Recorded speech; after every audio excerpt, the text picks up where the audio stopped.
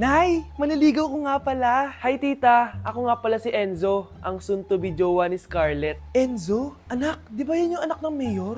Opo, Nay. Galing mo talaga pumili, anak. Mukhang magkakapera ako, A few moments later. O sige, pumapayag na ako na maging jowa mo tong anak ko. Yes! Pangako tita, hindi ko papaiyakin si Scarlett. Pwede mo na akong i-kiss. Pops!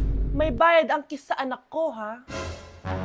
Nay, ano na naman yan? Aba, syempre, ang mahal ng diaper at gatas mo ng bata, tapos libre lang. Ano naman? Tita, magkano po ba? Magkano? Eto price list. Holding hands, 200 pesos. Hug, 300 pesos. Kiss sa kamay, 500 pesos.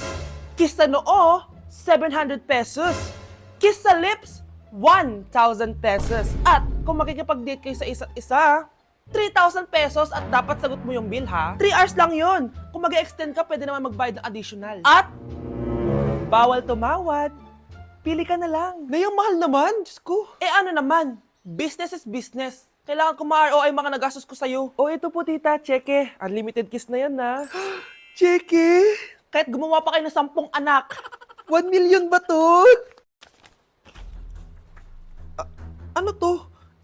Idedemanda mo ko? Ano ba ginawa ko sa'yo? Oo, ipapademanda kita. Gagawin mo pa akong business mo, ha? Wala ka namang business permit. Tsaka ang mahal naman ng mga presyo mo. Di naman gano'ng kaganda tong anak mo. Teka lang, joke lang yun eh. Mahilig talaga ako mag-ganon. Isusumbong ko kayo sa tatay ko, Mayor. See you sa kulungan. Kukulong na naman ako.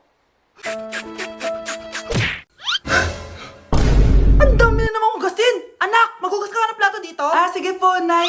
Huwag mong hugasan yan. Bakit? Inuutosan tayo ni Nanay, oh. Ano ba?